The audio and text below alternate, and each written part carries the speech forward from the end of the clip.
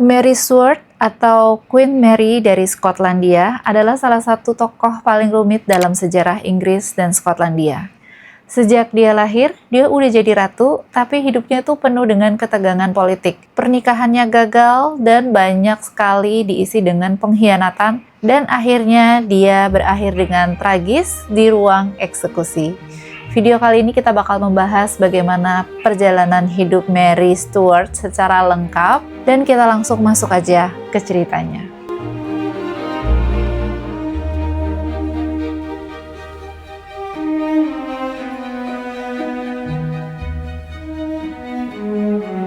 Hai Mars, hai Venus, apa kabar semuanya? Semoga semuanya selalu dalam keadaan yang sehat. Terima kasih banget bagi kalian yang udah subscribe, like, dan memberikan komentar-komentar yang positif yang bikin aku termotivasi untuk bikin video-video baru.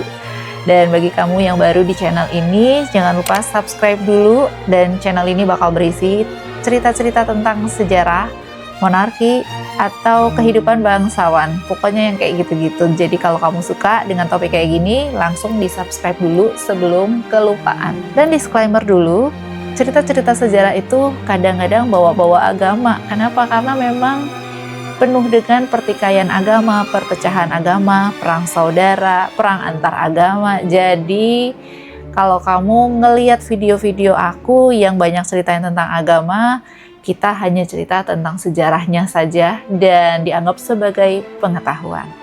Langsung aja kita masuk ke cerita Mary Stuart, oke? Mary Stuart lahir pada tanggal 8 Desember 1542 di istana Linlithgow, Skotlandia. Ibunya adalah Mary of Guise, seorang bangsawan asal Prancis dari keluarga Guise yang punya posisi penting dalam politik Katolik di Prancis. Ayahnya adalah James kelima, Raja Skotlandia. Kelahiran Mary terjadi di tengah ketegangan besar di antara Skotlandia dan Inggris. Saat Mary lahir, kondisi politik ayahnya lagi nggak stabil. James kelima baru aja kalah dalam pertempuran Solway Moss melawan pasukan Inggris. Dalam kondisi sakit, baik sakit secara fisik maupun mental, James kelima dikabarkan depresi karena kekalahannya dan kecewa karena dia nggak punya ahli waris laki-laki. Dia meninggal hanya 6 hari setelah Mary lahir. Dengan kematian James kelima, Mary yang masih bayi otomatis menjadi Ratu Skotlandia dan usianya baru 6 hari. Dengan begitu, Mary Stuart secara teknis menjadi ratu sejak masih bayi. Sesuatu yang sangat gak biasa, karena Mary terlalu kecil buat memerintah, pemerintahan dijalankan oleh para wali atau regent. Ibunya, Mary of Guise, sempat menjadi salah satu wali terpenting, tapi belum apa-apa sudah direbut oleh bangsawan lain seperti James Hamilton, Earl of Arran yang diangkat sebagai wali resmi. Perebutan kekuasaan atas nama bayi Mary ini menjadi awal sebagai konflik internal di Skotlandia. Saat Mary tumbuh, ancaman dari Inggris terus membayangi. Raja Henry ke-8 dari Inggris melihat ini sebagai peluang. Ia ingin menikahkan putranya, Pangeran Edward, yang nantinya itu adalah Edward ke-6, si Raja Bocil dari Inggris yang pernah aku ceritain di video aku yang sebelumnya. Nanti kalian juga lihat ya. Nah, Raja Inggris yaitu Henry ke-8 ingin banget menjodohkan Edward dengan Mary untuk menyatukan kedua kerajaan. Tawaran ini dikenal sebagai row wooing, yang sebenarnya bukan lamaran biasa, tapi bentuk tekanan militer agar Skotlandia menyerahkan Mary ke Inggris. Namun keluarga Guise, yaitu keluarga ibunya Mary di Prancis, dan banyak bangsawan Katolik di Skotlandia menolak rencana itu. Mereka nggak ingin Mary menikah dengan pangeran Protestan dari Inggris. Akibatnya, perang meletus antara Skotlandia dan Inggris. Dalam situasi ini, pihak Prancis menawarkan solusi. Mary mendingan dikirim aja ke Prancis dan dijodohkan dengan Francois, anak dari Raja Henry kedua dari Prancis. Ini dianggap sebagai strategi yang lebih aman dan menguntungkan secara politik karena Prancis adalah sekutu lama Skotlandia dalam perjanjian yang dikenal sebagai Old Alliance. Tahun 1548, saat Mary masih berusia 5 tahun, dia diam-diam dikirim ke Prancis.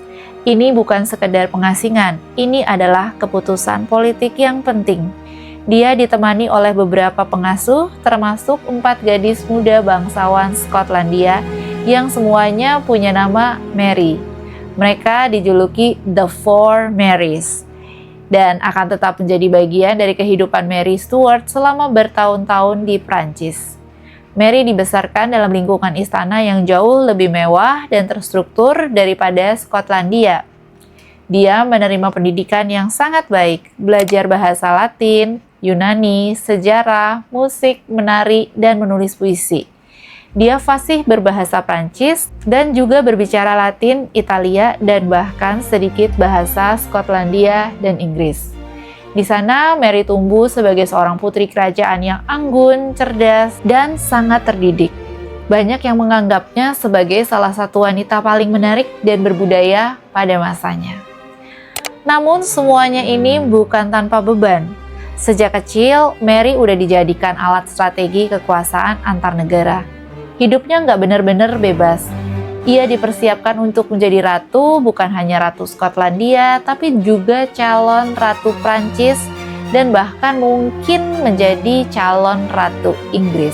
Pada tahun 1558, Mary Stuart resmi menikah dengan Francois, putra sulung Henry II dan Catherine de Medici.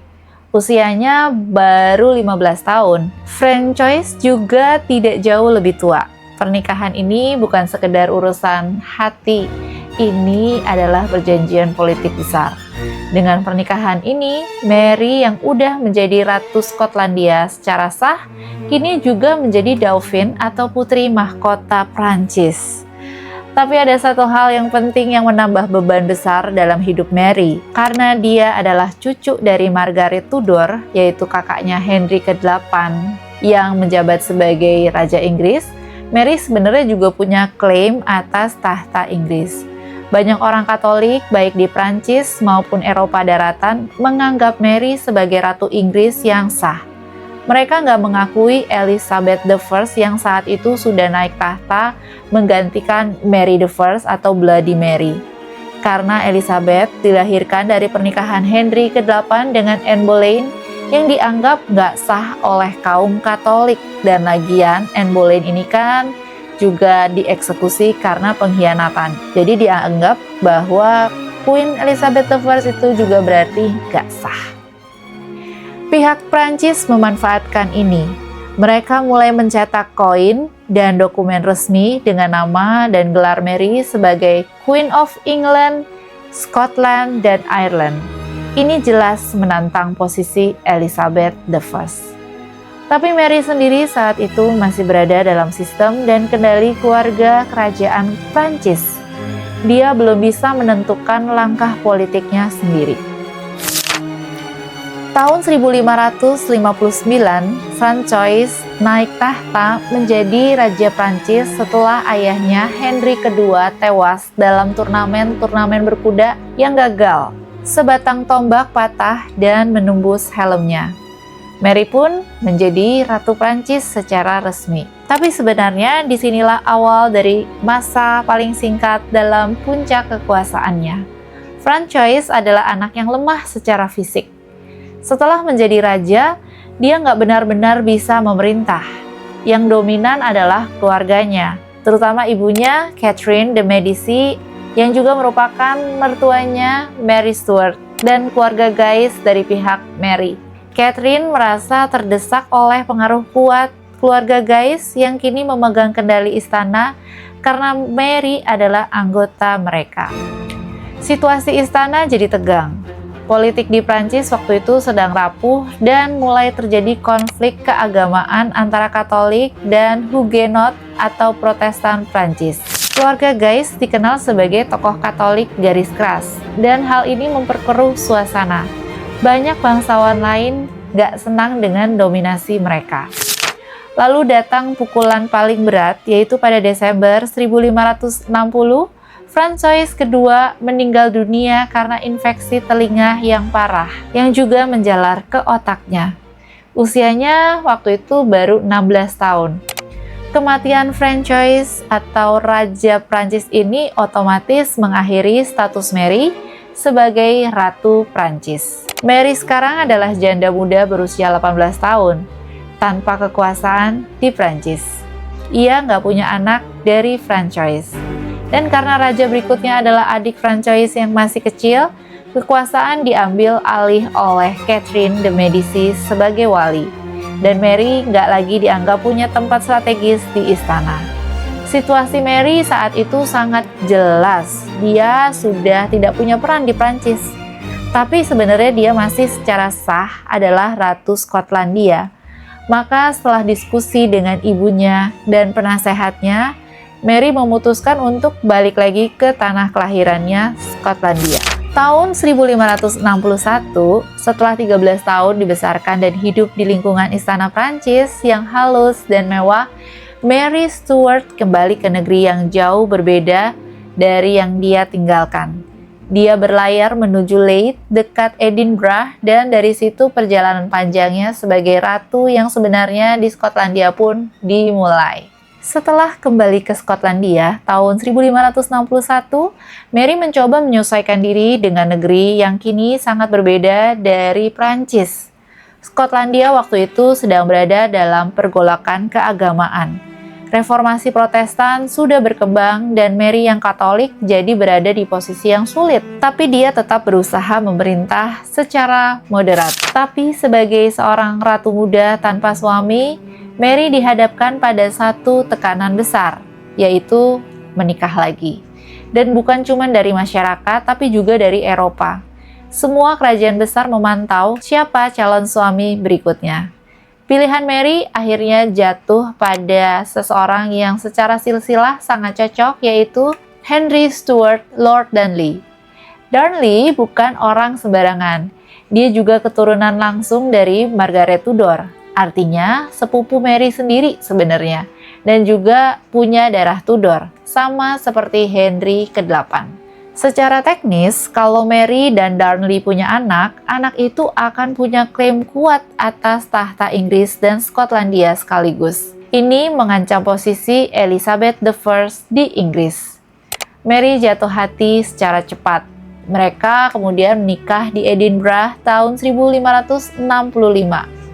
Banyak orang sempat mendukung karena di atas kertas ini kelihatan ideal banget, tapi kenyataan segera berubah buruk.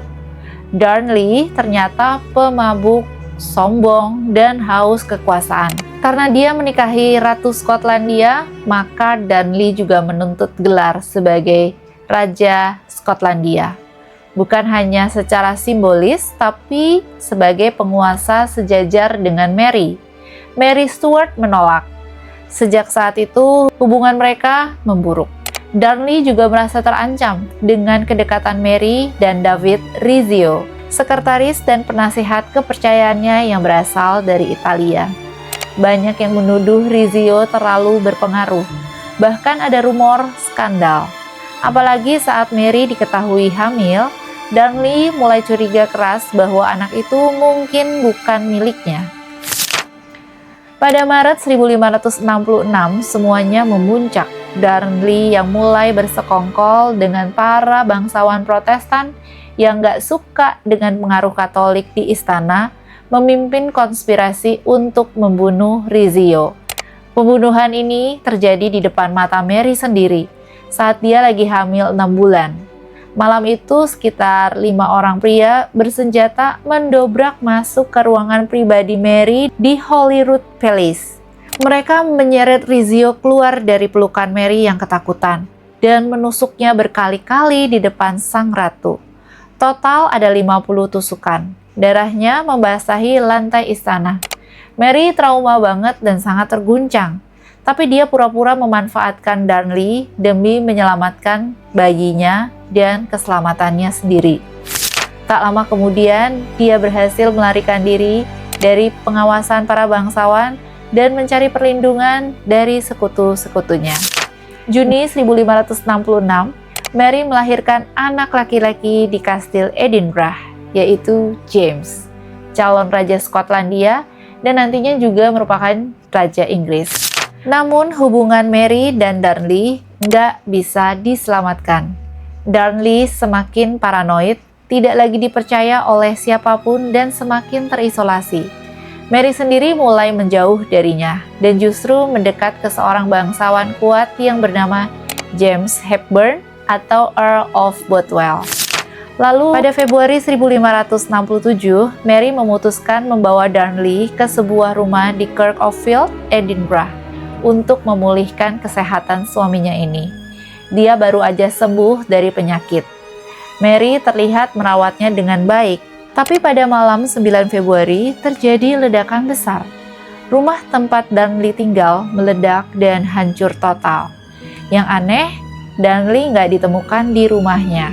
Dan kemudian Darnley ditemukan tewas di taman belakang rumahnya dan tidak ada bekas terbakar sama sekali. Justru jenazah Darnley ini terlihat seperti mati tercekik atau dibunuh sebelum ledakan. Publik langsung curiga, ini mah bukan kecelakaan. Tuduhan mulai mengarah pada Bothwell. Ada bukti ia mempersiapkan rumah itu sebelumnya dan orang-orang di sekitarnya ikut terlibat. Tapi meski dicurigai, Bothwell sempat diadili dan dibebaskan karena pengadilannya diatur sedemikian rupa oleh sekutu-sekutunya.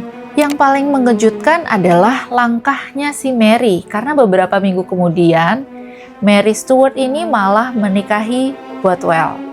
Banyak orang percaya bahwa Mary nggak sepenuhnya rela. Ada rumor juga bahwa Mary itu sebenarnya terpaksa menikah karena dia diculik dan diperkaos dan harus menikahi pria itu. Tapi biar bagaimanapun, menikah dengan Bothwell yang dianggap publik sebagai pembunuh suaminya sendiri, apapun alasannya, akhirnya malah merusak citra Mary secara permanen.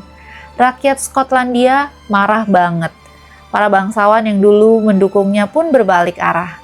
Mereka membentuk koalisi menuduh Mary nggak layak jadi ratu. Akhirnya pasukan Mary dan Bothwell dikalahkan dalam pertempuran di Carberry Hill. Mary ditangkap. Bothwell melarikan diri ke utara, lalu ke Norwegia dan gak pernah kembali lagi. Untuk menyelamatkan putranya, yaitu bayi James, para bangsawan memaksa Mary turut tahta.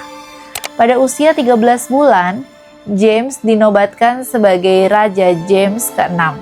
Mary sendiri dikurung di kastil Loch Leven. Dari seorang ratu Prancis, terus juga dia merupakan ratu Skotlandia, dan pewaris sah tahta Inggris, Mary sekarang malahan adalah tahanan bangsawan-bangsawan negerinya sendiri. Tahun 1568, setelah hampir setahun dikurung di kastil Loch Leven, Mary berhasil melarikan diri. Dengan bantuan beberapa loyalis yang masih setia, dia menyamar dan menyelinap keluar malam hari, melintasi danau dengan perahu di daratan. Sekelompok pendukungnya sudah menunggu. Mary segera mengumpulkan pasukan, berniat merebut kembali tahtanya. Tapi upaya ini akhirnya menghasilkan kekalahan. Dalam pertempuran Langside, pasukannya dikalahkan oleh tentara bangsawan-bangsawan yang kini mendukung pemerintahan putranya Raja James ke-6 yang masih bayi. Mary kehabisan pilihan dalam keputusan yang mungkin paling menentukan nasibnya. Mary melarikan diri ke Inggris. Dia nggak punya pilihan. Dia berharap Queen Elizabeth I yang juga seorang wanita dan ratu tanpa suami akan memahami penderitaan dan memberinya perlindungan. Tapi ternyata Mary salah besar. Bagi Elizabeth, kedatangan Mary adalah masalah politik yang serius. Mary bukan hanya mantan ratu Skotlandia, tapi dia juga masih dianggap oleh banyak Katolik sebagai pewaris sah tahta Inggris. Elizabeth sendiri adalah ratu Protestan yang dianggap nggak sah oleh sebagian umat Katolik karena kelahirannya dari ibunya Anne Boleyn yang sebenarnya dianggap nggak sah oleh Paus. Elizabeth tidak ingin memicu konflik secara langsung, tapi juga nggak bisa membiarkan Mary bebas begitu aja. Maka Mary dilindungi dalam pengawasan ketat alias diawasi, alias sebenarnya dia itu dipenjara tapi ditempatkan di bawah penjagaan terus-menerus di berbagai kastil dan rumah bangsawan selama hampir 20 tahun. Tahun-tahun ini bukan sekedar penahanan, Mary juga menjadi simbol hidup bagi gerakan Katolik di Inggris dan Eropa. Banyak konspirasi mulai bermunculan, beberapa didukung oleh penguasa Katolik dari luar negeri untuk menurunkan Elizabeth dan menggantikannya dengan Mary. Elizabeth dan penasehatnya, terutama Francis Walsingham, mulai memantau gerak-gerik Mary secara ketat. Surat-surat Mary disita, kurir-kurirnya diam-diam diawasi, dan segala bentuk komunikasi udah pasti disadap. Mary tetap aktif berkorespondensi dengan para pendukungnya, bahkan dari dalam tahanan.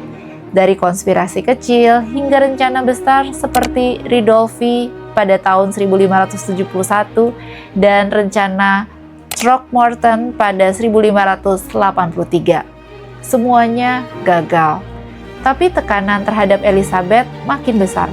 Banyak bangsawan Inggris mulai mendesak supaya Mary dihukum mati aja deh gitu.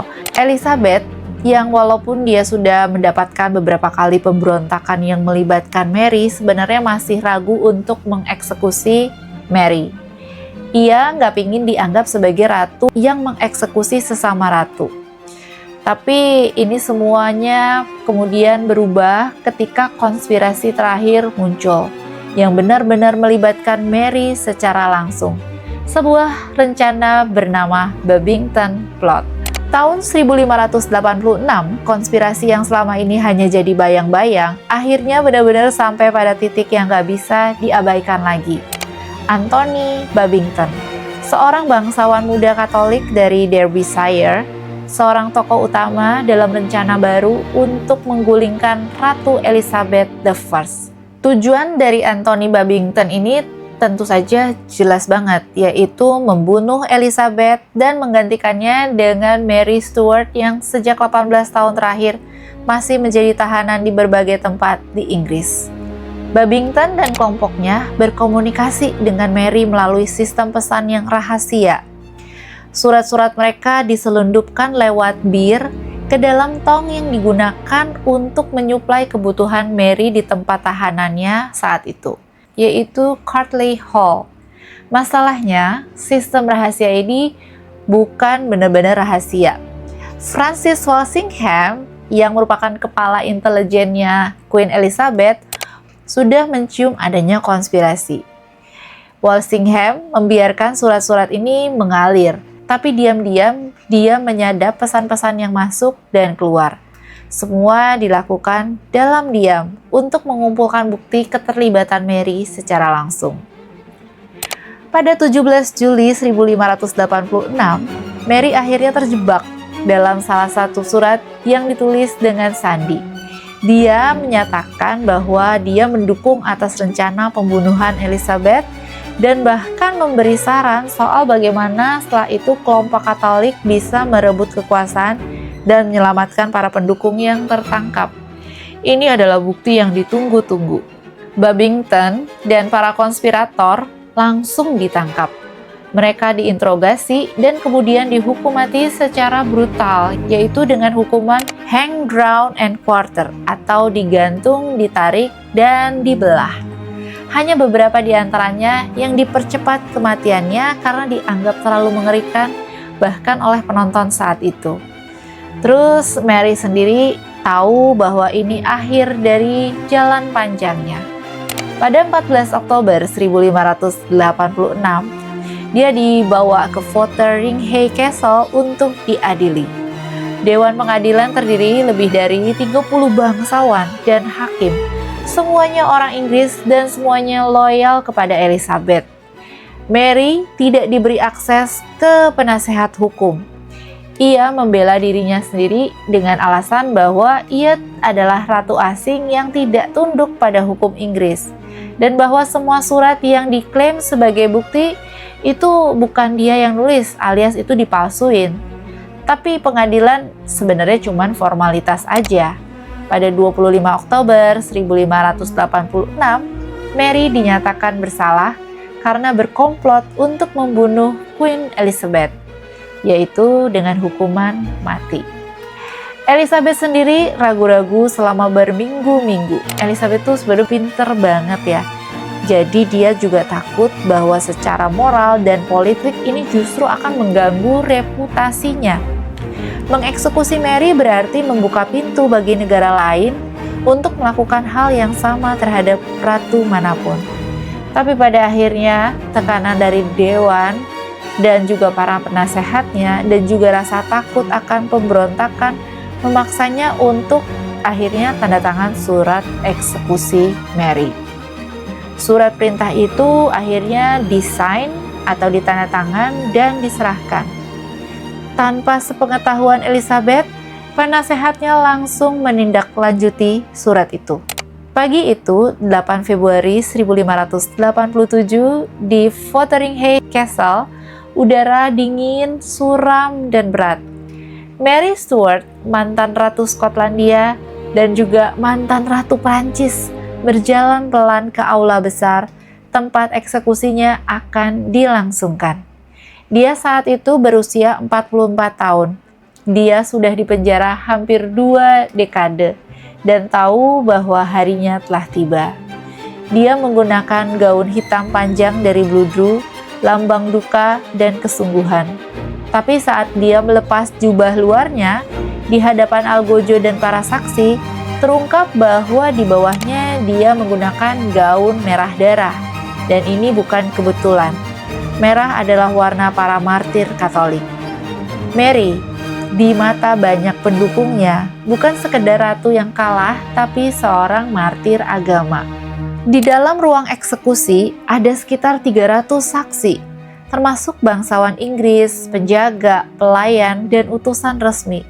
Sebelum algojo mengangkat kapaknya, Mary membaca doa, menyatakan dirinya tidak bersalah atas tuduhan pembunuhan terhadap Elizabeth, dan menegaskan bahwa ia mati sebagai putri Katolik sejati.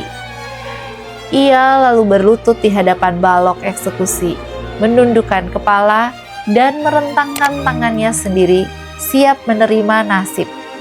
Tapi eksekusinya nggak berjalan mulus. Algojo pertama yang ditugaskan ternyata nggak berpengalaman. Ayunan kapak pertamanya meleset. Dia tidak memenggal leher Mary, melainkan menghantam bagian belakang kepalanya. Saksi-saksi mengatakan Mary bahkan sempat berteriak kesakitan. Kapak kedua akhirnya memutus sebagian besar lehernya, tapi masih tersisa urat dan jaringan yang tidak terputus. Sang algojo terpaksa menggergaji sisa bagian itu dengan kapaknya sendiri, membuat pemandangan ini semakin mengerikan. Setelah selesai, dia mengangkat kepala Mary ke atas dan berseru, "God save Queen Elizabeth." Tapi saat itu juga ternyata kepala Mary terjatuh ke tanah. Ternyata rambut merah kecoklatan Mary adalah wig. Rambut aslinya sudah pendek dan beruban. Semua yang menyaksikan terdiam. Banyak yang syok. Tapi kejadian aneh belum selesai. Seekor anjing kecil yang ternyata telah bersembunyi di bawah rok Mary lari keluar dan menempel pada tubuh majikannya yang sudah tidak bernyawa. Anjing itu tidak mau pergi. Dia bahkan dilaporkan berlumuran darah Mary. Setelah eksekusi, seluruh pakaian Mary, balok eksekusi, dan segala sesuatu yang terkena darah langsung dibakar. Tujuannya jelas, agar gak ada benda yang bisa dijadikan relik oleh para pendukung Katolik. Ketika akhirnya menerima kabar bahwa Mary telah dieksekusi, Elizabeth malah marah besar. Elizabeth mengklaim bahwa dia gak bermaksud agar surat perintah eksekusi itu benar-benar dilaksanakan. Sebagai bentuk penyesalan, Elizabeth memenjarakan William Davison, anggota dewan yang menyerahkan surat eksekusi selama 2 tahun. Permintaan terakhir Mary agar dimakamkan di Prancis, tanah yang ia cintai, tempat dia pernah menjadi ratu, juga nggak dikabulkan. Sebaliknya, dia dimakamkan dengan upacara Protestan di Peterborough Cathedral. Namun cerita Mary nggak berakhir di situ. 16 tahun kemudian, Elizabeth I wafat tanpa keturunan. Tahta Inggris akhirnya jatuh kepada anak laki-laki Mary, yaitu James ke-6 dari Skotlandia, yang kemudian menjadi James I dari Inggris. menyatukan dua kerajaan di bawah satu mahkota, sebagai bentuk penghormatan pada ibunya. James memerintahkan penggalian kembali jasad Mary dan memindahkannya ke Westminster Abbey, dimakamkan di dalam sebuah makam megah yang hanya beberapa meter dari makam Ratu Elizabeth I, wanita yang udah menghabiskan sebagian besar hidup Mary dalam penahanan. Bayangin, 20 tahun. Setelah kematiannya yang tragis ini, Mary Stuart nggak langsung dikenang sebagai pahlawan atau martir. Di zamannya, dia adalah sosok yang penuh dengan kontroversi. Dicintai oleh sebagian orang, tapi di sini dia dibenci oleh banyak orang. Tapi seiring berjalannya waktu, warisan Mary justru makin kuat. Putranya James ke-6 dari Skotlandia menjadi James I dari Inggris setelah kematian Elizabeth I. Dan itu terjadi karena Mary memang memiliki darah kerajaan Inggris dari keluarga Tudor melalui neneknya, yaitu Margaret Tudor, yang juga merupakan saudara perempuan Henry ke-8. Ini menjadikan Mary, meski secara pribadi kalah dan menderita, sebagai jembatan sejarah antara dua kerajaan besar. Dalam agama, Mary jadi simbol besar bagi umat Katolik. Dia mati mempertahankan imannya. Bahkan saat Inggris sudah menjadi negara Protestan, banyak yang menganggapnya sebagai martir Katolik yang dibunuh oleh penguasa Protestan. Dan hingga kini, masih ada gereja dan organisasi Katolik yang mengenangnya sebagai simbol keteguhan iman.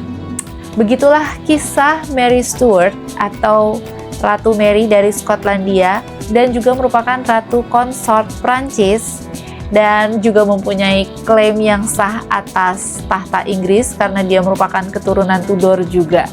Jadi sebenarnya dia itu bisa menjadi ratu dari 3 kerajaan ya. Skotlandia, terus Prancis, dan juga Inggris. What do you think guys? Dia adalah benar-benar seseorang yang hebat ya. Tapi sayangnya dia malah mati dieksekusi. So sad. So guys, kalau misalnya tadi ada yang salah, ada yang kurang, ada yang mau ditambahin, ada yang mau berkomentar, silakan aja. Aku juga menunggu. Atau mau komentar apapun, boleh banget memberikan saran, ide-ide aku videonya apalagi, bagaimana aku bercerita. Boleh banget kalian memberikan saran, tapi jangan yang membuat hatiku sedih, oke? Jadi kalau mau saran, oke-oke aja, boleh diterima, aku seneng banget. Sekali lagi, jangan lupa di subscribe, kalau suka di like, dan juga share ke teman-teman yang lain yang suka cerita tentang kerajaan dan monarki. And see you in my next video. Bye!